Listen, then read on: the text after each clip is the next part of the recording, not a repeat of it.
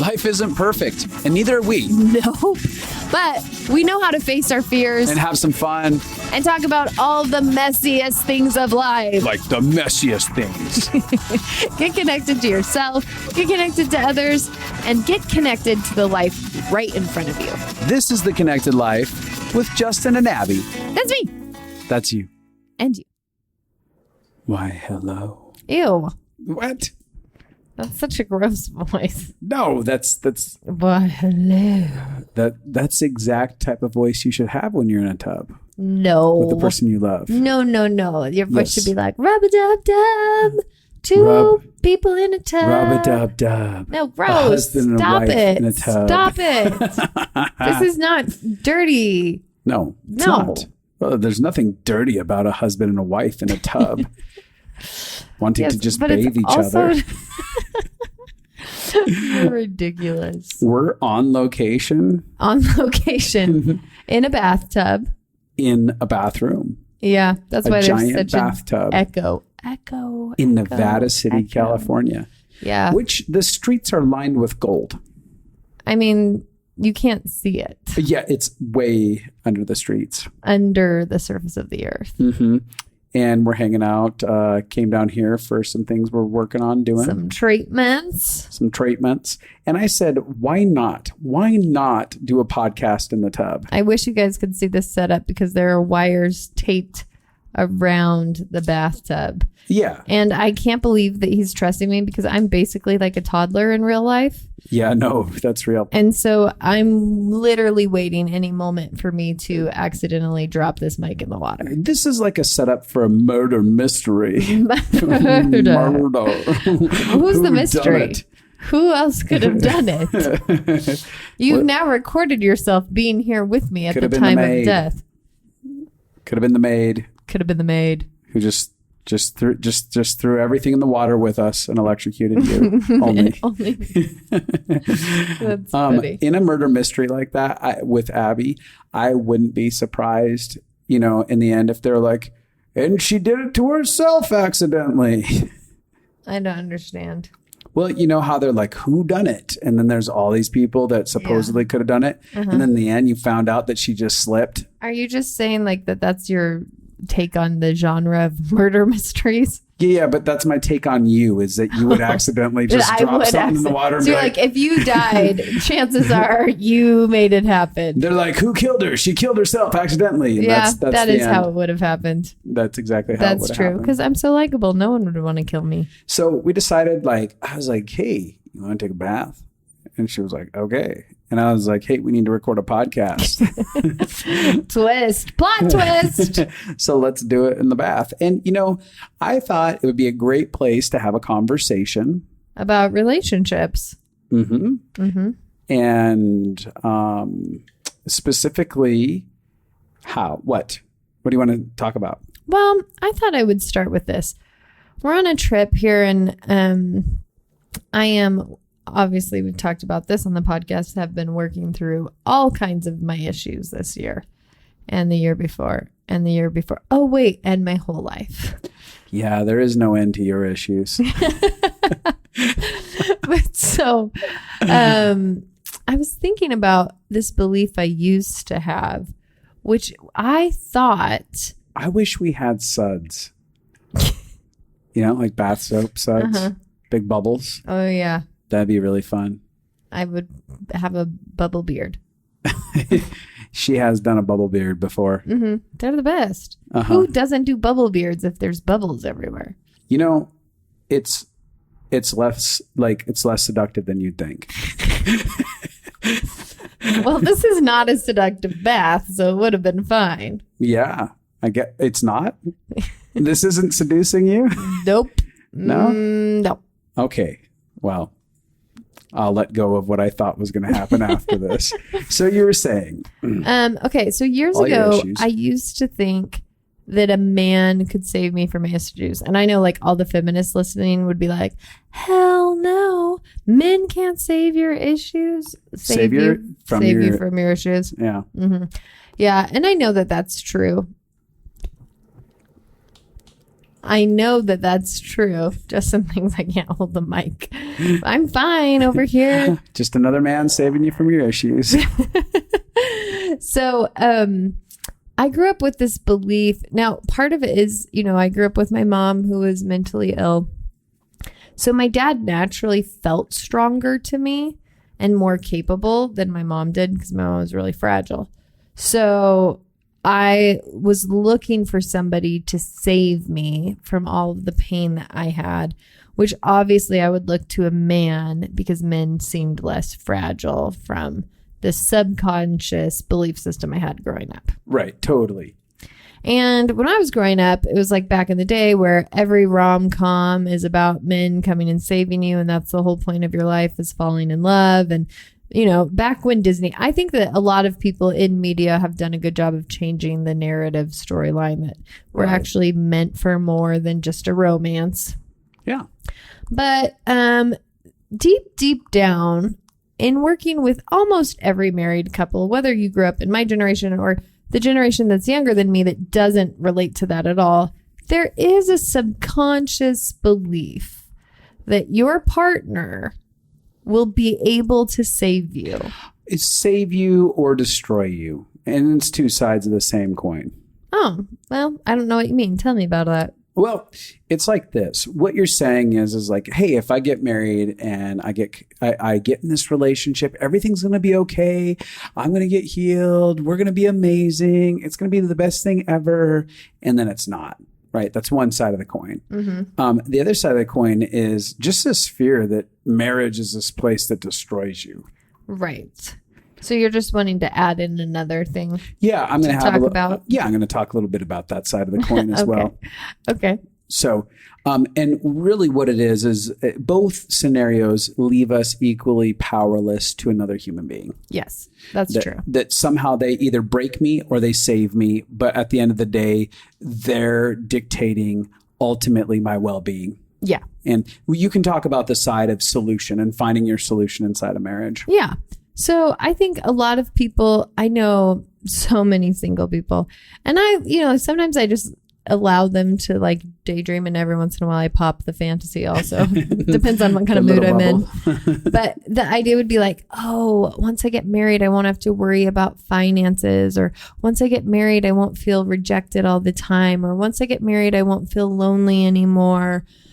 We all have these emotions like anxiety, fear, loneliness, disconnection, shame, self-hatred, performance.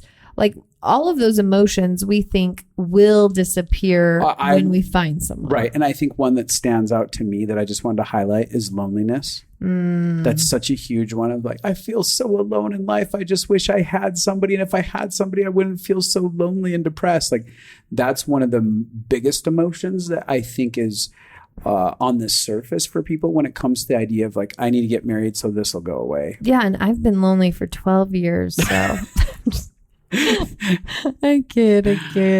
No, but I do actually, we work with so many married couples. Loneliness exists inside of you. It's not an outside thing. Typically, it's loneliness you felt for your whole childhood. Yeah. And so a person can come and they can be a gateway. Like I think Justin was a gateway to... A gateway drug. You couldn't get enough of. You want Still more? Still can't. More of the old vitamin J. Oh. So, yes. You completely derailed me on that train. But I think there's like you opened the door where I could believe for different things and see different things, and you gave me an invitation. But honestly, I can't think of anything that just being married to you just fixed. No, I amplified most of your problems. Well, I was thinking even like loneliness, I will say this, I don't want to invalidate single people. There is a comfort in having somebody that is with you, that chooses you. That's amazing, secure, beautiful thing. There is something that's beautiful about knowing like, hey, that same person that consistently hates me is going to consistently be there no matter what. Like, they're going to keep hating me. At least I know that person that doesn't like me isn't going anywhere right now. So I'm alone with them in my misery. Oh, totally. Together. So that's the worst case scenario. So at least the dysfunction that's consistent feels safe inside of that. So it'll give you an illusion of comfort at some level. And there is some level of comfort. Like I just know the pattern. It's over and over again. But it's not actually solving the loneliness that's deep down inside. Oh, yeah. Well, I was thinking about this weekend having some emotions because I'm working through the stuff that I disassociated from in my childhood.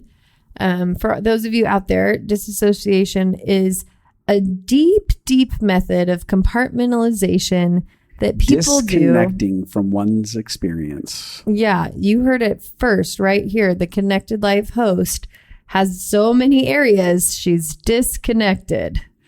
Like, can we just pause and make a point that you've just acknowledged that you have problems? What? Yeah, I think it's good not just for our listeners, but for me. Oh, I acknowledge that I have problems all the time. As a side note, I love talking about our messiness because I know that there are a lot of people who tout this idea of having the perfect marriage and life, right? And, do our course, and you can be like us, and you can be perfect. And they put on this illusion of perfection, which really, like, having a great marriage isn't about not having a crappy life together. Well, that's a quote. Go ahead and put that on social media. No, but I mean, marriage is about being able to acknowledge the fullness of our messiness and accept our messiness, and then walk that journey of life out and find healing along the way for not just the messiness between each other, but the messiness of our soul from our history, our childhood, our past, and allow the gift of someone else being a giant mirror and reflecting those realities to us, allowing it to be this thing of liberation. And it's again, it's not about being this perfect couple. It's about being perfectly messy and finding life and facing our brokenness together. Oh, yeah, absolutely. Good rant. High five. Yeah. Oh, ooh. Bathtub five. Bathtub five. So as I've been processing, the journey of getting over dissociation means you have to feel the emotions that you disassociated from. Yeah. And remember and acknowledge them. And we talk about that in the Compassion Project, the importance of acknowledgement and validation. Yeah. Because it's been the thing that has healed so much for you and heals so much in this journey for me. But I had a bunch of pain come up the other day from this aloneness. I grew up with a lot of aloneness. I was an only child. And then my parents homeschooled me a bunch. And then my family dynamics were really quirky. So I had a lot of aloneness that I experienced. And I remember stopping my counseling session and coming in and being like, just telling you about it and crying about the pain.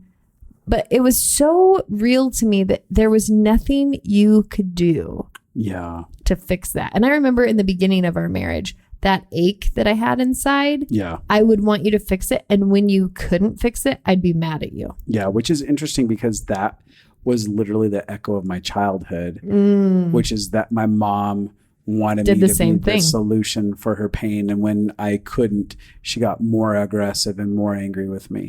Which was the same thing that actually my parents did. They said that I was their whole world. So I had the power to make or break them if they were okay or not. Which is a side note. A lot of parents actually have children thinking that children will be the solution to their pain. So they get into marriage thinking marriage will be the solution.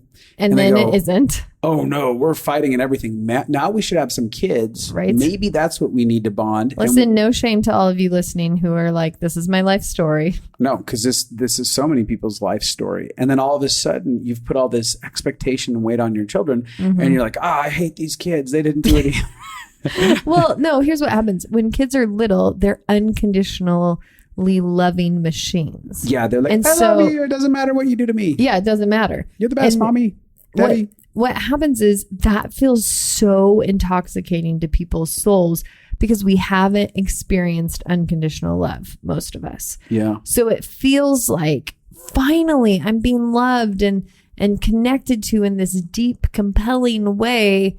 What you don't know is that ends because they need to become their own version of themselves. Yep. Versions of themselves. Mm-hmm. Yeah. They need to be able to think and learn and grow and push back and have boundaries. And so then we have a lot of parents who are angry because the illusion was that could be fixed. And this happens in marriage a lot, that women or men get disappointed and disillusioned because they thought their spouse could fix it and they still aren't. And I see lots of people look for an upgrade. They're like, oh, I don't feel good about myself. Maybe I just chose wrong. Mm-hmm. And maybe if I find the right person, I'm going to be really happy. Yeah. Yep. Which is the idea that I need an outside thing to make me okay on the inside. Totally. So you want to talk about your side of things? Yeah. I think that marriage is this place where a lot of people think, okay, that's going to be something that destroys me, but I can't live without it because it's kind of like it feels miserable being single. And now I'm talking to that's there are some people that are happily single, but there are a lot of people that are like, oh, it just feels so miserable being this, but I know marriage will destroy me, but I might as well do marriage and not do it alone. And so I know for me coming into marriage, there was a part of my being like, there's conscious versus subconscious. And my subconscious belief was like, oh, a woman's going to destroy me. Very powerless. And that's very powerless thinking that another human being can destroy us. Well, I came into marriage with that exact same thought. But mine was conscience. I was like, oh my gosh, is he going to ruin my life? And here's why. I don't mean to jump into your rant, but I grew up and I believed, dive in, literally. I believed that my dad destroyed my mom's life. Now, since then, I've re-examined the story, and that's not true at all. Did your mom destroy your mom's life? Yes. Yeah. Yeah. And my dad destroyed his life. Right. And I was left in the wake of both of their destructive habits. Yes. But I do love my parents deeply, and I have a fantastic relationship with my dad now. Mm-hmm. But all that to say, I used to view it that he ruined her life, that she was a victim. And when you victimize your parents, then that means you're going to feel like a victim to marriage too. Yeah. And inside a place where you either believe that someone's your solution or you believe that they're your ultimate destruction. Oh, yeah. True love can never be fostered. Tell me about that. Yeah, let me tell you a little bit more about that. Thank you for the fact that you're going to tell me a little bit more about that. So when we believe that someone can fix us, we are going to be really deliberate about trying to control them and get them to be something for us. Yes. There's going to be an agenda. We're not just going to be able to accept what they have to give. We're going to be like, no, you need to give more. I'm not fixed yet. Absolutely. I did that. We begin to create unhealthy expectations and our love gets tainted. It's not about, hey, I'm here to sacrifice or give something away or learn something about myself. It's about, what can I take from you?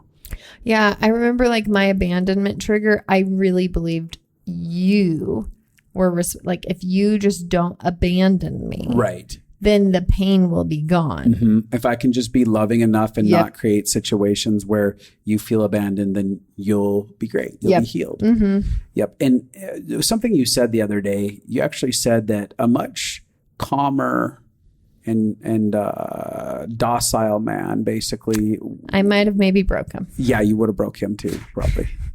But you didn't break me. Yeah, I did come. Listen, I eat my crap. I came to you the other day and I said, Justin, I've come to the realization that I am very screwed up. Yeah.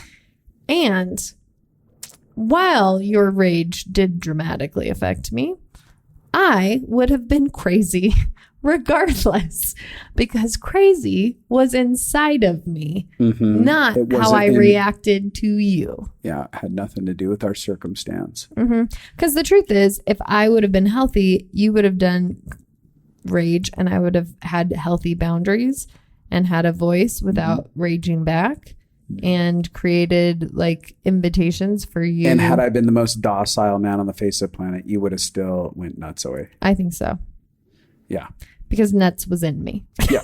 Bad phrasing. Bad phrasing. Bathtub 5. Okay. So going back, on the other side of the coin, we have this experience where when you believe that someone ultimately has the power to destroy you, you can't unconditionally love them because you're preparing for war at all times. You're looking for indications that they're out to do something to hurt you further. So you're never actually letting down your walls and learning how to be vulnerable and fully exposed because you're afraid that ultimately your information will be used to destroy you. Your sadness, your insecurities, your history, anything will be used to somehow destroy you. And so again, in those circumstances, when you believe that the problem or the solution is outside of you, unconditional love cannot make itself manifest. No. Well, and even when you believe that the other person can destroy your life, you automatically place yourself as a victim to them. Correct. Like, so you start as a victim. Right. And in all those... And then you're never going to get out. No. And in both those scenarios, you're in an eternal power struggle inside of the covenant and the marriage covenant. It's struggling back and forth. Yeah, it's either I need to get you to meet my needs, or I need to protect myself from you, but it's still it's always this power struggle. And power struggles no longer have to exist inside of a relationship where you don't believe that you can get a solution out of someone or that they can destroy you. Because all of a sudden, your solution, your healing, your power, all of it is within you. Yeah. And it's an interesting balance. I would say like one of the things I want to mention is we really believe in spirituality, which helps me to not feel alone. So right. It's like I have issues and I feel like the way that we partner is I get to own these are my issues. This is where they come from. This is what's going on inside of me. And then you are very kind at like sitting with me in it, but not holding them for me. Yeah. But like, I'll be with you while you deal with that. And then the place that I go to in order to get help is from God. Right. Like I need God's love to come and help transform my beliefs and my views and my journey. And so then you get to hold my hand, but then you're in the right spot. When I try to put you in the God spot, my dad used to use this analogy all the time and I hated it, but it's actually pretty good. So props to you, Dad. I think I just hated counseling jargon when I was a kid. But he would be like, oh, that person's umbilical cord is attached to that other person. Oh, that's good. I like that. So like I'm going to you to get my needs and nutrients met when the only being that can meet all of my needs is God. My umbilical cord should be attached to my creator. To my creator, because he can actually give me all the nutrients I need. I think that even people can call God however they want to call him. Right. I think that one of the things that God is both genders. God is no gender. We're both. Yeah, he's no gender. We're all from him. Yeah. Okay. Point made? Yep. Sorry. I think that one of the things that has to be looked at right there is some people are listening and you might have to ask yourself, where's my umbilical cord attached? What is it attached to? Mm-hmm. You know, for some of you single people, your umbilical cord is attached to the fantasy and I was going to say the idea or the fantasy. Mm-hmm. And you're drawing your worth, your value, your happiness from a future situation. Yeah, you're just waiting. I'll feel good about myself when. Mm-hmm. I'll go have fun when. I'll be adventurous. I'll try new things when. Instead of fully living and coming alive now. Yep. And so I think that one of the things that we're pointing out is to the single people who are listening, there's an invitation right now to ask yourself, how do I come alive apart from it? And not only how do I come alive, But how do I stop having fear also of potentially being in it? So there's again, the two sides of the coin. It's like, if this relationship doesn't manifest anytime soon or ever, can I actually be happy? Right. And if you can't say yes to that yet, there's a deep powerlessness that you're connected to in a fantasy realm, and you're going to be deeply disappointed. To the other people that are out there, there's this moment to go, why am I still single? Is there a place that I am scared that I'm single because I'm actually scared that someone can destroy me? And I think that for a lot of single people that I've had in my office, we've gone on those explorations where they're like, I just don't know why I'm still single. And we dug and finally, like across the board, so many of them go, I have this secret fear that this person is going to destroy me and I will be unhappy because of them. And I've watched when they've surrendered that lie, all of a sudden, they quit disqualifying so many suitable partners in front of them because they realize like, oh, you're not going to destroy me. Because I have so many people that are running through my mind even right now where they had perfectly great opportunities with incredible people, and beautiful, handsome, intelligent, all kinds of great things. And they're like, but I just, their fingers are too long. We're talking about you, Jared, Kelly, Shaniqua. Johnny. I was trying to just come up with random names. Eleanor. Suzette. Are there still Eleanors? But with that, we would see like, oh, okay, I need to let go of this and begin to believe that I can be happy no matter what. I can thrive. I can be powerful. I can have a voice. And all of a sudden, these people who had too long of fingers, they were too tall, their hair was too brown, they're like, oh no, all of a sudden they look really attractive. They couldn't actually turn on their attraction internally towards these other individuals because they had a boundary inside of them that said, I need to protect myself at all costs from the utter destruction of myself. Yeah, because most people grew up watching parents destroy each other, watching like the source of their pain. If your parents got divorced, that caused you so much pain as a kid. If one of your parents was abused, that causes you so much pain as a kid. If one of your parents is your best friend and they hate their spouse, then all of that stuff creates. And so many kids watched as one of their parents griped all the time about another parent. And they would be like, oh, if your mom would just oh, your dad doesn't care about blah, blah, blah. And that process creates the idea that somebody is a victim to the other person. Yep. And again, the only way that we can truly thrive in an intimate covenant relationship is if we're willing to let go of our relationship with powerlessness, the belief that someone can make me happy or can destroy my day. Yeah. There's so many things like with you, I have the power to set good boundaries. Yeah. You have the power. If I become an alcoholic tomorrow that's getting drunk all the time and making really destructive decisions and stuff, you have the power to be like, that doesn't feel fun, that I don't enjoy that. If you're going to continue on this path without getting some help, I'm going to have to set some boundaries and I'm going to have to ask you to leave the house until you're willing to actually deal with the thing that's causing you the pain, that's sending you into this addictive cycle, because it's destroying our home. Right. It's not fun, and I will not allow myself to be ran over or destroyed by it. I'm available to love you if you want to go on the journey. Yeah, absolutely. So, and I would say having, we've shared a lot about our relationship. And I remember there being a time where I was meeting with our counselor about how I was angry because you were angry. And I was like, well, I have to be angry to protect myself from his anger. And he was like, no, that means you're allowing him to turn you into, you're giving him the power of who you are going to become. Yeah. And that's powerless. That's a victim. You get to choose who you want to be. So whatever you need to do, you need to figure out, do I want to be an angry person or not? And then you need to take ownership for the anger, because even though you want to say, and I think there was a part of it where I was trying to protect myself from your anger. It felt like the only way to not be demolished. But, now looking back, gosh, if I would have just been soft and set boundaries, it would have saved us so many issues. Totally. But what I did is it challenged me, and I started going on the journey of like, okay, he can't actually destroy me because I get to have power over me, and I get to choose who I'm going to become and how to grow and become healthy.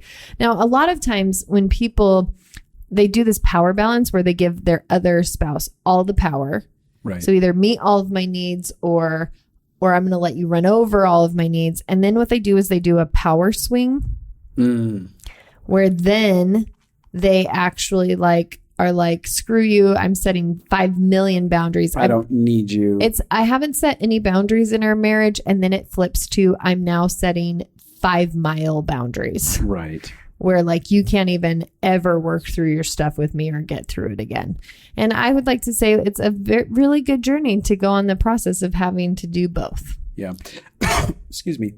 I want to talk about a question, like what is marriage for? What is a covenant for? Because I think it's a profound institution. Yes. It's so deeply valuable. But when you don't understand what it is for, then you will get disillusioned, absolutely disappointed, frustrated, and you will throw it out. And you'll throw it out dozens of times potentially, until you just go, oh, marriage just wasn't for me. I actually heard a woman talking when I was I was at a coffee shop just yesterday. Actually, I didn't tell you about this. And she was sitting with her other friend, and they were... You were eavesdropping. Yes, I was eavesdropping. They were in their late 60s, and she was dialoguing about, I think, her first or second marriage. And basically, the one was asking, well, what did you learn or take away from that? And, she said, well, I think I got stronger. I used to be a doormat,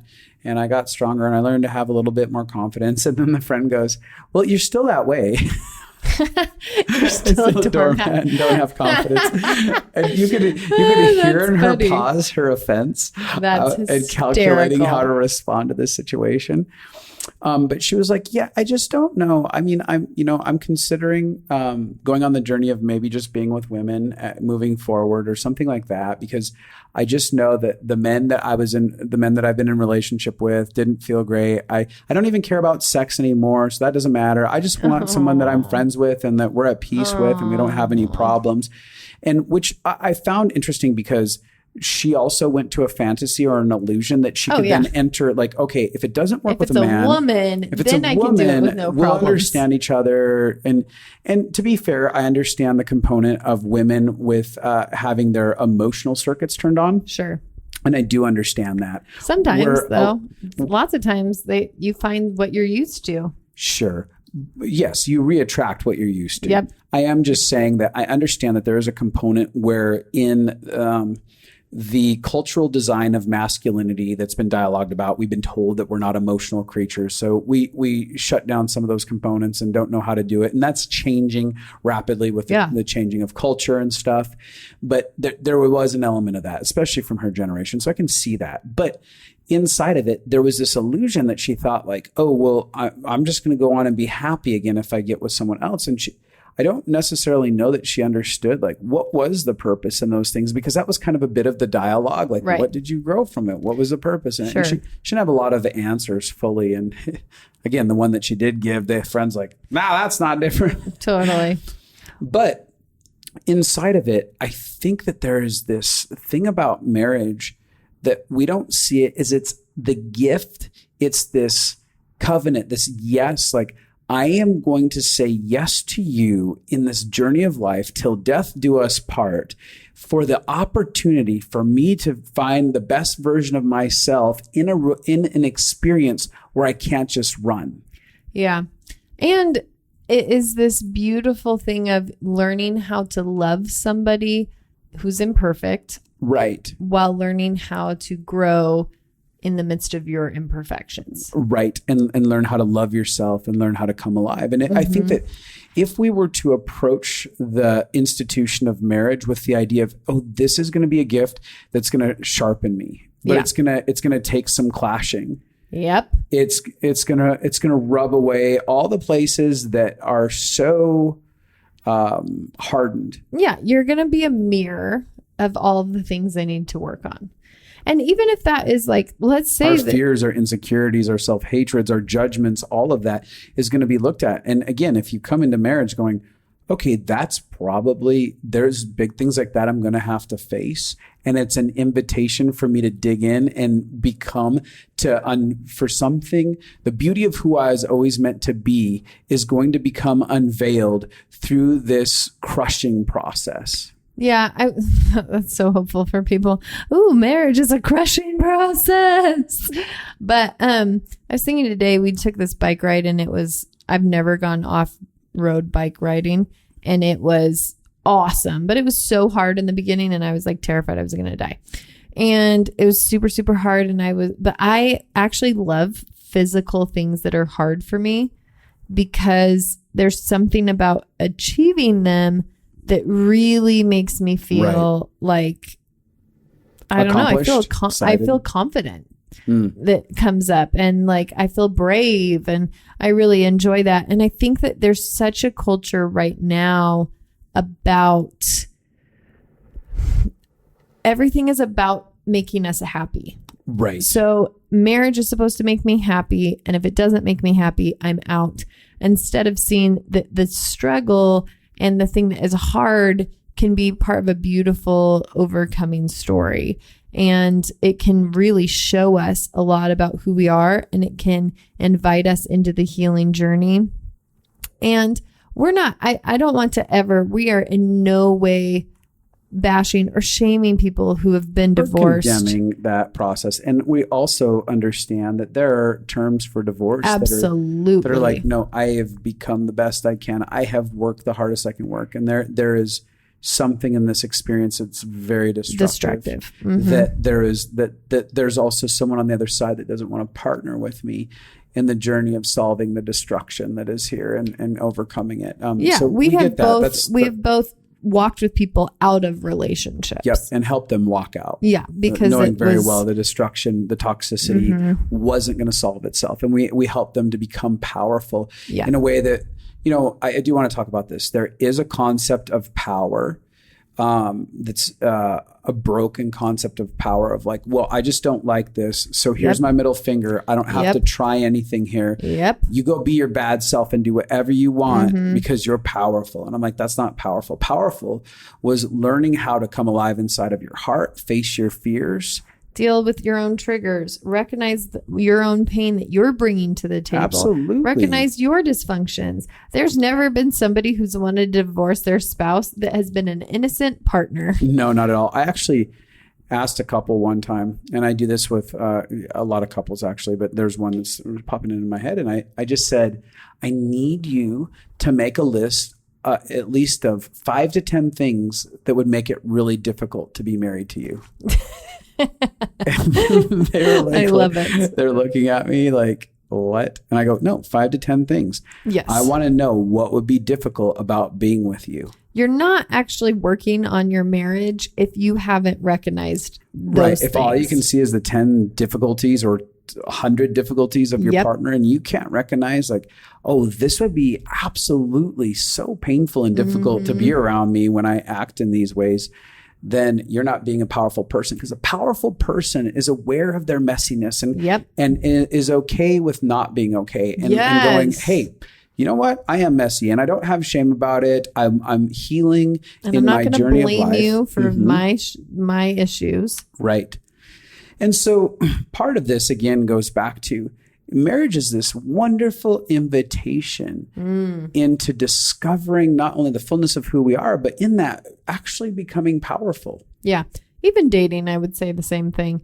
I know many people it's the beginning invitation of that. Yeah. They're terrified to date because they're like, well, are we right? Are we wrong? What if I get hurt? What if I don't? And I'm like, no, the invitation into dating is the same thing. Learn about your messiness, work through your issues, and work on learning to love another person while they have issues. Like we're all humans. All we're doing is trying to learn. Like if you're living a healthy life, your goal is learning to love and learn people and learning to become your best self. Yeah. Like that's the goal in life. So when you're dating, when you're married, you can become that. Like we always have the power to learn more about what love looks like and more about who we were made to be. I had a friend years ago, we were dialoguing about the journey of her marriage, and she was moving towards an end point in the marriage. And I actually began to challenge her about some of her behavior inside of it. And I was like, well, why are you walking away from this? And, she just said, I don't feel the same way that I did in the beginning. And I was sitting there going, oh, you mean, I didn't say this because, she was pretty set in her ways. But I was like, oh, you lost the infatuation phase. Right. You don't feel infatuated. I just don't feel that thing. What do you mean that thing? Yeah. There's part of a place where you choose into like, how do I choose to love someone? How do I choose to see them in beautiful ways? How do I choose to see who they're made to be beyond, the messiness that's right in front of me? And so as we went on the journey of it, and I started kind of challenging, like, did you learn how to be powerful? Well, I am being powerful. I'm deciding that I don't want to do this anymore. I said, no. Let's talk further about that. Did you, inside of your journey, like, what did you do to find healing? What did you do for you? Like, well, I went to a counselor for a couple months and okay, tell me, like, what did you get out of this? Well, I don't know. And the more I investigated, the more I was left with I don't know. I didn't actually really do anything. I went through the motions so that I could justify walking away from this. Right. I'm not judging her for this. I'm just saying, like, she wasn't actually willing to put in the effort to go, okay, what about me? Like, seriously, what about me? What did I bring to this? What destructive nature did I bring to this? How did I cause these backups inside of this experience? What did I live an entire marriage without having a voice? And for her, she just was very passive, never had a voice. And so her husband didn't respect her. And then she was like, well, my husband's horrible. Well, you've never once had any value on yourself. How could he have ever had any different value? And this takes us full circle, which is, we believe you can create a marriage that you want. Yeah. It takes time, intentionality, and work. But anyone can create it. And that's that powerless piece of, I'm scared to get married because somebody could destroy my life, instead of like, no, I can create a marriage I love. I can have boundaries. I can have a voice. I can stand up for myself.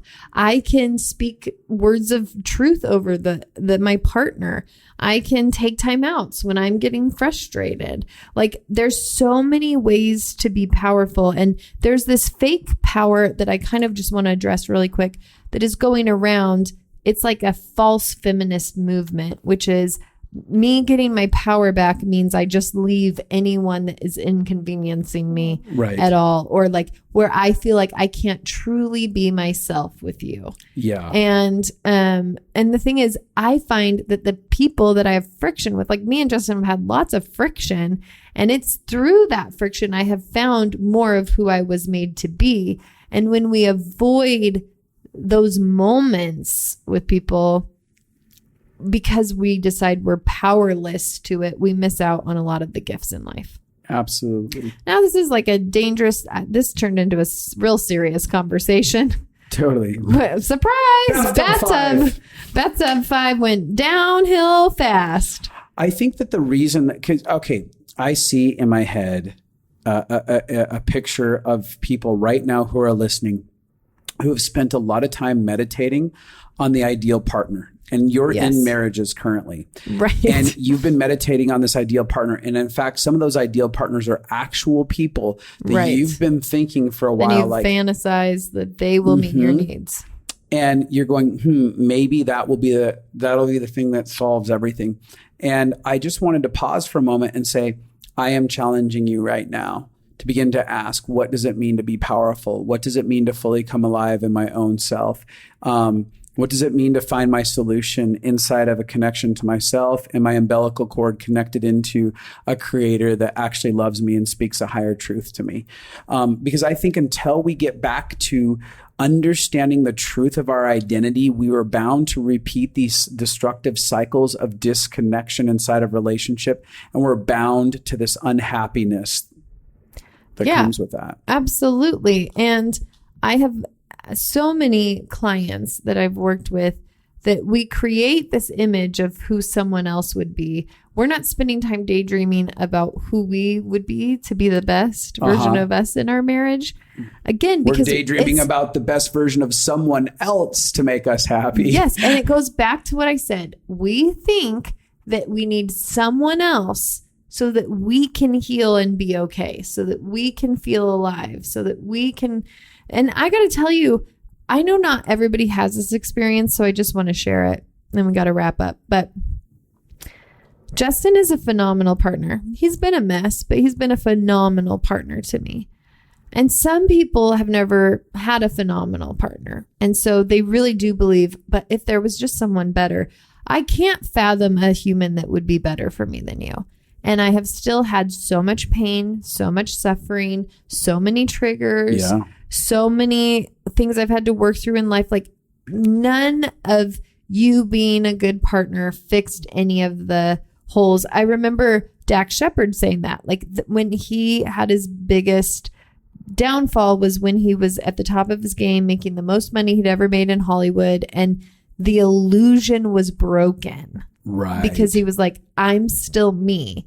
I still am tormented. I'm still unhappy, unsatisfied. I still feel insecure. I still feel invalidated because he believed when I just get to this version of success, then that's where I'll thrive. Yeah. And so I'm like, I have this great experience because I really do have a great partner, not a perfect partner, but a great one. And it hasn't squelched any of the pain. So it's broken the illusion to me. Yeah. That if I just had something better, it would make me better.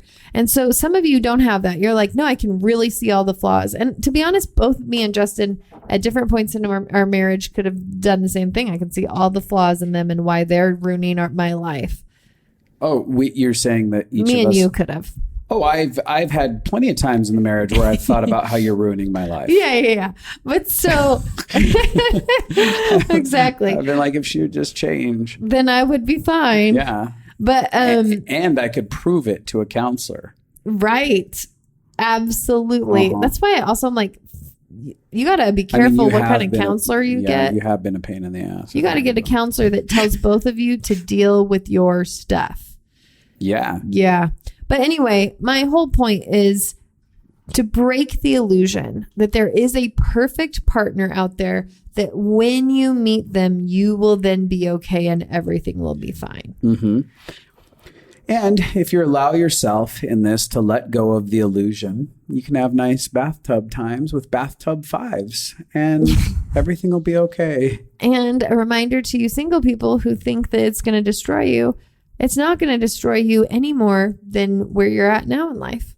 Mm-hmm. So the more you love yourself and the more powerful you are and the more you work on your stuff now, the more whole you are, whatever you bring you into any relationship. I'm going to add this final thing, tacking on to what I was talking about, what marriage is for and what we should see it for. Like it goes back to the purpose of Earth. And I'm not going to go into depth too much on this, but I believe that Earth is this beautiful time dispensation, this space and time where we get the gift of learning something very unique about love. Mm-hmm. That if we are born into the presence of the fullness of unconditional love, we almost don't understand it. Yeah. It's like a child that's born into a very wealthy family. I don't want to make drop names like Paris Hilton or anything like that, but you end up getting in experiences where it feels like you see all the wealth, right?